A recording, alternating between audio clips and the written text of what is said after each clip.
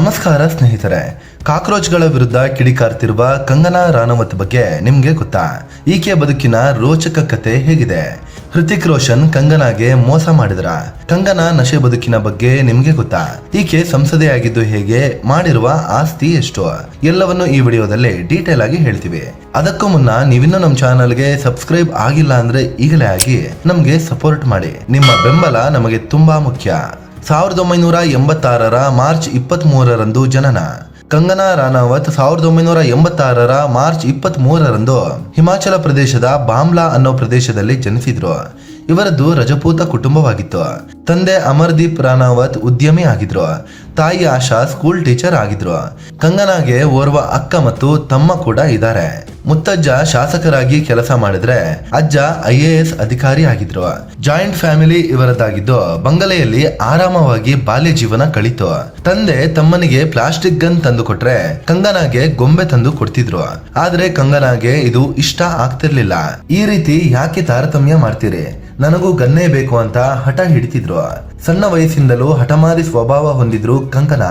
ಜೊತೆಗೆ ಹುಡುಗಿ ಆದವರು ಹಂಗಿರ್ಬೇಕು ಹಿಂಗಿರ್ಬೇಕು ಅಂತ ಮನೆಯಲ್ಲಿ ಹೇಳಿದ್ರೆ ಕಂಗನಾಗೆ ವಿಪರೀತ ಸಿಟ್ಟು ಬರ್ತಿತ್ತು.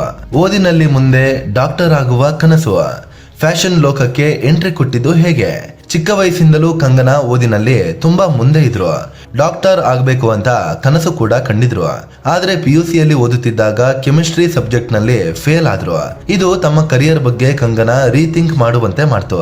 ಅದೇ ಟೈಮ್ ಅಲ್ಲಿ ಇವರ ಕಾಲೇಜಿನಲ್ಲಿ ಒಂದು ಈವೆಂಟ್ ಆರ್ಗನೈಸ್ ಮಾಡಲಾಗಿತ್ತು. ಅಲ್ಲಿ ಕಂಗನಾಗೆ face of the year title ಸಿಕ್ತು. ಜಾಹೀರಾತು ಶೂಟ್ಗೆ ಅಂತ ಮುಂಬೈನಿಂದ ಆಫರ್ ಬಂತು. ಆದ್ರೆ ಮನೆಯಲ್ಲಿ ಯಾರು ಒಪ್ಪಲಿಲ್ಲ. ಆಗ 16ನೇ ವಯಸ್ಸಿಗೆ ಕಂಗನಾ ಮನೆ ಬಿಟ್ಟು ಮುಂಬೈಗೆ ಬಂದ್ರು. ಆಡ್ ಶೂಟಿಂಗ್ ಮಾಡಿದ್ರು. ಎಲ್ಲ ಆದ್ಮೇಲೆ ಮನೆಗೆ ಹೋಗೋ ಹಾಗೆ ಇರ್ಲಿಲ್ಲ.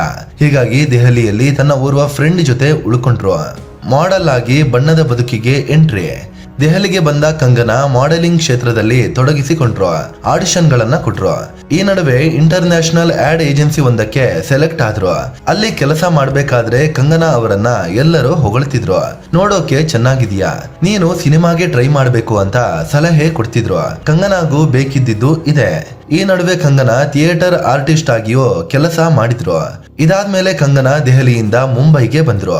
ಲೇಡೀಸ್ ಹಾಸ್ಟೆಲ್ ಒಂದರಲ್ಲಿ ಉಳಿದುಕೊಂಡು ಆಕ್ಟಿಂಗ್ ಕ್ಲಾಸ್ಗೆ ಸೇರ್ಕೊಂಡ್ರು. ತನ್ನ ಖರ್ಚು ಮತ್ತು ಆಕ್ಟಿಂಗ್ ಕ್ಲಾಸ್ ಫೀಸ್ಗೆ ಅಂತ ಕೆಲಸ ಕೂಡ ಮಾಡಲು ಶುರು ಮಾಡಿದ್ರು. ಹಾಸ್ಟೆಲ್ ನಲ್ಲಿ ಡಾಲಿ ಖಾನ್ ಅನ್ನೋ ಹುಡುಗಿ ಇದ್ಲು. ಆಕೆಗೆ ಬಾಲಿವುಡ್ ಜೊತೆ ನಂಟಿತ್ತು. ಹೀಗಾಗಿ ಆಕೆ ಕಂಗನಾಗೆ ಬಾಲಿವುಡ್ ನಟ ಆದಿತ್ಯ ಪಾಂಚೋಲಿಯನ್ನ ಮೀಟ್ ಮಾಡುವಂತೆ ಹೇಳಿದ್ಲು. ಕಂಗನಾ ಹೋಗಿ ಆದಿತ್ಯ ಪಾಂಚೋಲಿಯನ್ನ ಮೀಟ್ ಮಾಡಿ ಪರಿಚಯ ಮಾಡಿಕೊಂಡ್ರು. ಆದಿತ್ಯ ಪಾಂಚೋಲಿ ಬಲೆಯಲ್ಲಿ ಕಂಗನಾ. ಹೌದು, ಕಾಲ ಕಳೆದಂತೆ ಹಾಸ್ಟೆಲ್ ನಲ್ಲಿ ಸಿನಿಮಾ ಹುಚ್ಚು ಇದ್ದ ಮತ್ತೋರ್ವ ಮಹಿಳೆ ಕಂಗನಾಗೆ ಪರಿಚಯ ಆಯ್ತು. ಅವರು ಕೂಡ ಆದಿತ್ಯ ಪಾಂಚೋಲಿಗೆ ಪರಿಚಯವಾಗಿ ಕ್ಲೋಸ್ ಆದ್ರು. ನಂತರ ಕಂಗನಾ ಮತ್ತು ಆ ಮಹಿಳೆ ಹಾಸ್ಟೆಲ್ ನಿಂದ ಫ್ಲಾಟ್ ಗೆ ಶಿಫ್ಟ್ ಆಗೋಣ ಅಂತ ಹುಡುಕ್ತಿದ್ರು. ಆಗ ಆದಿತ್ಯ ತನ್ನದೇ ಫ್ಲಾಟ್ ನ ಕೀಯನ್ನ ಕಂಗನಾ ಮತ್ತು ಆ ಮಹಿಳೆಗೆ ಕೊಟ್ರು. ಹೀಗೆ ಕಂಗನಾ ಮತ್ತು ಆ ಮಹಿಳೆ ಆದಿತ್ಯ ಪಾಂಚೋಲಿಯ ಫ್ಲಾಟ್ ಗೆ ಶಿಫ್ಟ್ ಆದ್ರು. ಕೆಲವೇ ಟೈಮ್ ಅಲ್ಲಿ ಆದಿತ್ಯ ಪಾಂಚೋಲಿ ಮಹಿಳೆ ಜೊತೆ ಜಗಳ ಮಾಡಿ ಫ್ಲಾಟ್ ನಿಂದ ಹೊರ ಹಾಕಿ ಬಿಟ್ರು. ಕಂಗನಾ ಒಬ್ಬರೇ ಆ ಫ್ಲಾಟ್ ನಲ್ಲಿ ಉಳಿದುಕೊಂಡ್ರು. ಆಗ ಆದಿತ್ಯ ಪಾಂಚೋಲಿ ಕಂಗನಾ ಮೇಲೆ ಫುಲ್ ಕಂಟ್ರೋಲ್ ಸಾಧಿಸಿದ್ರು. ಕಂಗನಾ ಎಲ್ಲಿಗೆ ಹೋಗ್ಬೇಕು, ಏನ್ ಮಾಡಬೇಕು, ಯಾವ ಸಿನಿಮಾಗೆ ಓಕೆ ಅನ್ಬೇಕು ಅನ್ನೋದನ್ನ ಕೂಡ ಆದಿತ್ಯ ಪಾಂಚೋಲಿ ಡಿಸೈಡ್ ಮಾಡ್ತಿದ್ರು. ಪಾರ್ಟಿಗೆಲ್ಲ ಕರ್ಕೊಂಡು ಹೋಗಿ ಕಂಗನಾಗೆ ಬಲವಂತವಾಗಿ ಮಾದಕ ವಸ್ತುಗಳನ್ನ ಕೊಡ್ತಿದ್ರು. ಪ್ರಶ್ನೆ ಮಾಡಿದ್ರೆ ಹೊಡೆಯೋಕು ಹಿಂದೂ ಮುಂದೆ ನೋಡ್ತಿರ್ಲಿಲ್ಲ. ಸಣ್ಣ ವಯಸ್ಸಿನ ಕಂಗನಾ ತುಂಬಾ ಕಷ್ಟ ಪಡ್ಬೇಕಾಯ್ತು. ಗ್ಯಾಂಗ್ಸ್ಟರ್ ಸಿನಿಮಾದಲ್ಲಿ ಮಿಂಚಿದ ಕಂಗನಾ. 2004ರಲ್ಲಿ Kangana I love you boss ಸಿನಿಮಾದಲ್ಲಿ ಹೀರೋಯಿನ್ ಆಗಿ ಕರಿಯರ್ ಶುರು ಮಾಡಿದ್ರು. ಆದ್ರೆ ಅವರಿಗೆ ಹಿಟ್ ಕೊಟ್ಟಿದ್ದು ಅನುರಾಗ್ ಬಸು ನಿರ್ದೇಶನದ gangster a love story cinema. ಈ ಸಮಯದಲ್ಲಿ ಅನುರಾಗ್ ಬಸು ಮತ್ತವರ ಪತ್ನಿ ಸೇರಿ ಆದಿತ್ಯ ಪಾಂಚೋಲಿಯಿಂದ ಕಂಗನಾ ಅವರನ್ನ ಪಾರು ಮಾಡಿದ್ರು. ಗ್ಯಾಂಗ್ಸ್ಟರ್ ಸಿನಿಮಾದಿಂದ ಕಂಗನಾ ದೊಡ್ಡ ಹೆಸರು ಮಾಡಿದ್ರು. ಆದಿತ್ಯ ಪಾಂಚೋಲಿಯ ಫ್ಲಾಟ್ ಖಾಲಿ ಮಾಡಿ ಸಪರೇಟ್ ಆಗಿ ಇರೋಕೆ ಶುರು ಮಾಡಿದ್ರು. ಆದ್ರೂ ಆದಿತ್ಯ ಸುಮ್ನೆ ಇರ್ಲಿಲ್ಲ. ಇಷ್ಟ ಬಂದಾಗೆಲ್ಲ ಕಂಗನಾ ಮನೆಗೆ ಹೋಗ್ತಿದ್ದ. ಪಾರ್ಟಿಗೆ ಕರ್ಕೊಂಡು ಹೋಗಿ ಬಲವಂತವಾಗಿ ನಶಾಲೋಕದಲ್ಲಿ ತೇಲಿಸ್ತಿದ್ದ. ಕೊನೆಗೆ ಬೇರೆ ದಾರಿ ಇಲ್ಲದೆ ಕಂಗನಾ ಪೊಲೀಸರ ಮೊರೆ ಹೋದ್ರು. ಪೊಲೀಸರು ಕರೆದು ವಾರ್ನಿಂಗ್ ಕೊಟ್ಟ ಮೇಲೆ ಆದಿತ್ಯ ಪಾಂಚೋಲಿ ತನ್ನ ಬಾಲ ಮುದುರಿಕೊಂಡ. ಬಾಲಿವುಡ್ ಕ್ವೀನ್ ಆದ ಕಂಗನಾ. ಗ್ಯಾಂಗ್ಸ್ಟರ್ ಸಿನಿಮಾ ಹಿಟ್ ಆದ್ಮೇಲೆ ಕಂಗನಾ ಬದುಕೆ ಬದಲಾಗಿ ಹೋಯ್ತು. ಒಂದರ ನಂತರ ಒಂದರಂತೆ ಹಿಟ್ ಸಿನಿಮಾಗಳನ್ನ ಕೊಡ್ತಾ ಹೋದ್ರು. ತನು ವೆಡ್ಸ್ ಮನ್ನು, ಕ್ರಿಶ್, ಕೈಟ್, ಕ್ವೀನ್, ಮಣಿಕಾರ್ಣಿಕಾದಂತಹ ಸಿನಿಮಾಗಳ ಮೂಲಕ ಬಾಲಿವುಡ್ಗೆ ಕ್ವೀನ್ ಅಂತ ಕರೆಸಿಕೊಂಡ್ರು. ಕಂಗನಾ ಯಾವ ಪಾತ್ರ ಬೇಕಿದ್ರೂ ನೀರು ಕುಡಿದಷ್ಟು ಸುಲಭವಾಗಿ ಮಾಡ್ತಾರೆ ಅಂತ ಹೆಸರು ಬಂತು. ಅರ್ಧಕ್ಕೆ ಓದು ಬಿಟ್ಟಿದ್ದರಿಂದ ಕಂಗನಾಗೆ ಇಂಗ್ಲಿಷ್ ಅಷ್ಟು ಚೆನ್ನಾಗಿ ಬರ್ತಿರ್ಲಿಲ್ಲ. ಇದೇ ಕಾರಣಕ್ಕೆ ಆಗಾಗ್ಗೆ ಟ್ರೋಲ್ ಕೂಡ ಆಗ್ತಿದ್ರು. ಕಂಗನಾ ನಟನೆಗೆ ಹಲವಾರು ಪ್ರಶಸ್ತಿ ಕೂಡ ಒಲಿದು ಬಂದಿದೆ. 4 ರಾಷ್ಟ್ರೀಯ ಪ್ರಶಸ್ತಿ ಸೇರಿದಂತೆ ಪದ್ಮಶ್ರೀ ಪ್ರಶಸ್ತಿಗೂ ಕಂಗನಾ ಭಾಜನರಾಗಿದ್ದಾರೆ. ಹೃತಿಕ್ ರೋಷನ್ ಕಂಗನಾ ಪ್ರೀತಿ. ಮೊದಲಿಗೆ ಕಂಗನಾ ನಟ ಆದ್ಯಯನ್ ಸುಮನ್ ಜೊತೆ ಡೇಟಿಂಗ್ ಮಾಡಿದ್ರು. ಆದ್ರೆ ಅಲ್ಪ ಕಾಲದಲ್ಲೇ ಇಬ್ಬರು ದೂರ ಕೂಡ ಆದ್ರು. ನಂತರ ಕೈಟ್ ಸಿನಿಮಾ ಶೂಟಿಂಗ್ ವೇಳೆ ಕಂಗನಾ ಮತ್ತು ಹೃತಿಕ್ ರೋಷನ್ ಹತ್ತಿರ ಆದ್ರು. ಕ್ರಿಶ್ 3 ಸಿನಿಮಾ ಶೂಟಿಂಗ್ ವೇಳೆ ಇಬ್ಬರ ನಡುವೆ ಪ್ರೀತಿ ಆಯ್ತು. ಆದ್ರೆ ಆಗಾಗಲೇ ಹೃತಿಕ್ ರೋಷನ್ಗೆ ಮದುವೆ ಆಗಿತ್ತು. ಇಬ್ಬರು ಮಕ್ಕಳು ಇದ್ರು. ಆದ್ರೆ ಹೃತಿಕ್ ರೋಷನ್ ಪತ್ನಿಗೆ ಡಿವೋರ್ಸ್ ಕೊಟ್ಟು ಕಂಗನಾರನ್ನ ಮದುವೆ ಆಗಲು ರೆಡಿ ಆದ್ರು. ಆದ್ರೆ ಈ ನಡುವೆ ಹೃತಿಕ್ ರೋಷನ್ ಮತ್ತು ಕತ್ರಿನಾ ಕೈಫ್ರ ಬ್ಯಾಂಗ್ ಬ್ಯಾಂಗ್ ಸಿನಿಮಾ ಶೂಟಿಂಗ್ ಶುರುವಾಯಿತು. ಈ ವೇಳೆ ಹೃತಿಕ್ ರೋಷನ್ ಮತ್ತು ಕತ್ರಿನಾ ತುಂಬಾ ಹತ್ತಿರ ಆಗ್ತಿದ್ದಾರೆ ಅಂತ ಸುದ್ದಿ ಆಯ್ತು. ಈ ನಡುವೆ ವ್ಯಾಲೆಂಟೈನ್ಸ್ ಡೇ ಬಂತು. ಹೃತಿಕ್ ರೋಷನ್ ಕಂಗನಾಗೆ ಒಂದು ಕಾಲ್ ಕೂಡ ಮಾಡಲಿಲ್ಲ. ಇದೇ ವಿಚಾರವಾಗಿ ಜಗಳವಾಗಿ ಇಬ್ಬರ ನಡುವೆ ಬ್ರೇಕಪ್ ಆಯ್ತು. ಹೃತಿಕ್ ರೋಷನ್ ಮದುವೆ ಆಗಲ್ಲ ಅಂತ ಕೈ ಎತ್ತಿ ಬಿಟ್ರು. ಇದರಿಂದ ನೊಂದ ಕಂಗನಾ ಅದೆಷ್ಟೋ ರಾತ್ರಿ ನಿದ್ದೆ ಇಲ್ಲದೆ ಕಳೆಯಬೇಕಾಯ್ತು. ಆದ್ರೆ ಕೆಲವೇ ಟೈಮಲ್ಲಿ ಅದರಿಂದ ಹೊರಬಂದು ಕ್ವೀನ್ ಅನ್ನೋ ಸೂಪರ್ ಹಿಟ್ ಸಿನಿಮಾ ಕೊಟ್ರು. ಕೈ ಕೊಟ್ಟ ಹೃತಿಕ್ ಮುಂದೆಯೇ ಲೇಡಿ ಸ್ಟಾರ್ ಆಗಿ ಬೆಳೆದ್ರು. ನಿರ್ಮಾಪಕಿ, ನಿರ್ದೇಶಕಿಯಾಗಿಯೂ ಸೈ ಎನಿಸಿಕೊಂಡ್ರು. ಕಂಗನಾ ಅಕ್ಕನ ಮೇಲೆ ಆಸಿಡ್ ದಾಳಿ. ಕಂಗನಾ ಒಂದು ಟೈಮಲ್ಲಿ ಮನೆ ಬಿಟ್ಟು ಬಂದ್ರು ಸಕ್ಸಸ್ ಕಾಣುವವರೆಗೆ ಬಿಡ್ಲಿಲ್ಲ, ಮನೆಗೂ ಹೋಗ್ಲಿಲ್ಲ. ಆದ್ರೆ ಕಂಗನಾ ಸಾಧನೆ ಬಳಿಕ ಮನೆಯವರು ಆಕೆಯನ್ನ ಒಪ್ಪಿಕೊಂಡ್ರು.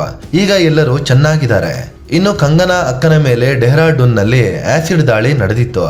ಅವರನ್ನ ಮುಂಬೈಗೆ ಕರ್ಕೊಂಡು ಬಂದು ಕಂಗನಾ ಟ್ರೀಟ್ಮೆಂಟ್ ಕೊಡಿಸಿದ್ರು. 57 ಸರ್ಜರಿ ಬಳಿಕ ಕಂಗನಾ ಅವರ ಅಕ್ಕನ ಮುಖ ಒಂದ್ ಹಂತಕ್ಕೆ ಸರಿಯಾಯ್ತು. ಈಗಲೂ ಅವರು ಕಂಗನಾ ಜೊತೆಗೆ ಇದ್ದು ಮ್ಯಾನೇಜರ್ ಆಗಿ ಕೆಲಸ ಮಾಡ್ತಿದ್ದಾರೆ. ಇನ್ನು ಕಂಗನಾಗೆ ಹಾಸ್ಟೆಲ್ ನಲ್ಲಿ ಇದ್ದಾಗ ಸಿಗರೆಟ್ ಎಳೆಯೋ ಅಭ್ಯಾಸ ಕೂಡ ಆಗಿತ್ತು. ಆದ್ರೆ ನಂತರದಲ್ಲಿ ಅದನ್ನ ಬಿಟ್ಟು ಬಿಟ್ರು. ವಿವಾದಗಳಲ್ಲೂ ಕ್ವೀನ್ ಈ ಕಂಗನಾಗೆ ಬಾಲಿವುಡ್ ಕ್ವೀನ್ ಅನ್ನೋ ಪಟ್ಟದ ಜೊತೆಗೆ ವಿವಾದಗಳಿಗೂ ರಾಣಿ ಅನ್ನುವ ಬಿರುದು ಇದೆ. ಯಾಕಂದ್ರೆ ಅಷ್ಟರ ಮಟ್ಟಿಗೆ ಕಾಂಟ್ರವರ್ಸಿ ಮಾಡ್ಕೊಂಡಿದ್ದಾರೆ. 2020ರಲ್ಲಿ ಸುಶಾಂತ್ ಸಿಂಗ್ ರಜಪೂತ್ ಸಾವಿನ ಬಳಿಕ ಬಾಲಿವುಡ್ ನಲ್ಲಿ ಮಾದಕ ವಸ್ತು ಮತ್ತು ನೆಪೋಟಿಸಂ ಇದೆ ಅಂತ ಆರೋಪಿಸಿದ್ರು. ಆಗಿನ ಮಹಾರಾಷ್ಟ್ರ ಸಿಎಂ ಆಗಿದ್ದ ಉದ್ಧವ್ ಠಾಕ್ರೆ ವಿರುದ್ಧವೂ ಗಂಭೀರ ಆರೋಪಗಳನ್ನ ಮಾಡಿದ್ರು. ಮುಂಬೈಯನ್ನ ಪಾಕ್ ಆಕ್ರಮಿತ ಕಾಶ್ಮೀರಕ್ಕೆ ಹೋಲಿಕೆ ಮಾಡಿದ್ದು ವಿವಾದಕ್ಕೀಡಾಗಿತ್ತು. 2021ರಲ್ಲಿ ಮಾತನಾಡಿದ್ದ ಕಂಗನಾ 1947ರಲ್ಲಿ ಸಿಕ್ಕಿದ್ದು ಸ್ವಾತಂತ್ರ್ಯ ಅಲ್ಲ, ಅದು ಭಿಕ್ಷೆ. 2014ರಲ್ಲಿ ಸಿಕ್ಕಿದ್ದು ನಿಜವಾದ ಸ್ವಾತಂತ್ರ್ಯ ಅಂತ ಹೇಳಿಕೆ ಕೊಟ್ಟಿದ್ರು. ಇವರ ವಿವಾದಿತ ಪೋಸ್ಟ್ಗಳಿಂದಾಗಿ ಟ್ವಿಟರ್ ಖಾತೆಯನ್ನೇ ಅಮಾನತುಗೊಳಿಸಲಾಗಿತ್ತು. ರೈತರ ಪ್ರತಿಭಟನೆ ಕುರಿತು ಬಾಯಿಗೆ ಬಂದಂಗೆ ಮಾತಾಡಿ ಸಿಐಎಸ್ಎಫ್ ಸಿಬ್ಬಂದಿ ಕೈಲಿ ಕಪಾಳ ಮೋಕ್ಷ ಮಾಡಿಸಿಕೊಂಡಿದ್ರು. ಇನ್ನು ಇತ್ತೀಚೆಗೆ ಕಾಕ್ರೋಚ್ ಜನತಾ ಪಾರ್ಟಿಯ ಪ್ರತಿಭಟನೆಯನ್ನ ವ್ಯಂಗ್ಯ ಮಾಡಿದ್ದಾರೆ. ಪಕ್ಷದ ವಕ್ತಾರ ಸೌರವ್ ದಾಸ್ ಕುರಿತು ಮಾತನಾಡಿ ಆತನಿಗೆ 28 ವರ್ಷವಂತೆ. ಆ ವಯಸ್ಸಿಗೆ ನಾನು 2 ನ್ಯಾಷನಲ್ ಅವಾರ್ಡ್ ಗೆದ್ದಿದ್ದೆ. ಇವನೊಬ್ಬ ಕೆಲಸವಿಲ್ಲದ ನಿಷ್ಪ್ರಯೋಜಕ ಅಂತ ಹೇಳಿಕೆ ಕೊಟ್ಟಿದ್ದಾರೆ. ಬಾಲಿವುಡ್ ರಾಣಿ ಸಂಸದೆ ಆಗಿದ್ದು ಹೇಗೆ? ಕಂಗನಾ 2020ರಿಂದಲೂ ಮೋದಿ ಸರ್ಕಾರದ ಪರವಾಗಿ, ಬಿಜೆಪಿ ಪರವಾಗಿ ಮಾತಾಡ್ತಾ ಬಂದಿದ್ರು. ಅಪ್ಪಟ ರಾಷ್ಟ್ರೀಯವಾದಿಯಾಗಿಯೂ ಗುರುತಿಸಿಕೊಂಡಿದ್ರು. 2024ರಲ್ಲಿ ಬಿಜೆಪಿ ಸೇರಿ ರಾಜಕೀಯ ಜೀವನವನ್ನ ಶುರು ಮಾಡಿದ್ರು. ಆ ಲೋಕಸಭೆ ಚುನಾವಣೆಯಲ್ಲಿ ಬಿಜೆಪಿ ಹಿಮಾಚಲ ಪ್ರದೇಶದ ಮಂಡಿ ಕ್ಷೇತ್ರದಿಂದ ಕಂಗನಾಗೆ ಟಿಕೆಟ್ ಕೊಡ್ತು. ಮೊದಲ ಪ್ರಯತ್ನದಲ್ಲೇ ಕಂಗನಾ ವಿನ್ ಆಗಿ ಲೋಕಸಭೆಗೆ ಎಂಟ್ರಿ ಕೊಟ್ರು. ಕಂಗನಾ ತಮ್ಮ ಆಸ್ತಿ 91 ಕೋಟಿ 66 ಲಕ್ಷ ರೂಪಾಯಿ ಅಂತ ಮಾಹಿತಿ ಕೊಟ್ಟಿದ್ದಾರೆ. 17 ಕೋಟಿ 38 ಲಕ್ಷ ರೂಪಾಯಿಯಷ್ಟು ಸಾಲವೂ ಇದೆ. 1 BMW, 2 ಬೆನ್ಸ್ ಕಾರುಗಳಿವೆ, 1 ವೆಸ್ಪಾ ಸ್ಕೂಟರ್ ಕೂಡ ಇದೆ. 6 ಕೆಜಿ 700 ಗ್ರಾಂ ತೂಕದ ಚಿನ್ನಾಭರಣವಿದ್ದು 14 ಕ್ಯಾರೆಟ್ನ ವಜ್ರ ಕೂಡ ಹೊಂದಿದ್ದಾರೆ. 2023ರಲ್ಲಿ ಇವರ ವಾರ್ಷಿಕ ಆದಾಯ 4 ಕೋಟಿ 12 ಲಕ್ಷ ರೂಪಾಯಿಯಷ್ಟು ಇತ್ತು. ಸಿನಿಮಾ ಇವರ ಆದಾಯದ ಪ್ರಮುಖ ಮೂಲವಾಗಿದೆ. ಸ್ನೇಹಿತರೆ, ಇದು ವಿವಾದಿತ ಬಾಲಿವುಡ್ ರಾಣಿ ಕಂಗನಾ ಕುರಿತು ಒಂದಷ್ಟು ಮಾಹಿತಿ ಕೊಡುವ ಪ್ರಯತ್ನ. ಇವರ ಬಗ್ಗೆ ನಿಮ್ಗೆ ಏನನ್ಸುತ್ತೆ? ಕಾಮೆಂಟ್ ಮಾಡಿ ನಿಮ್ಮ ಅಭಿಪ್ರಾಯವನ್ನ ತಿಳಿಸಿ.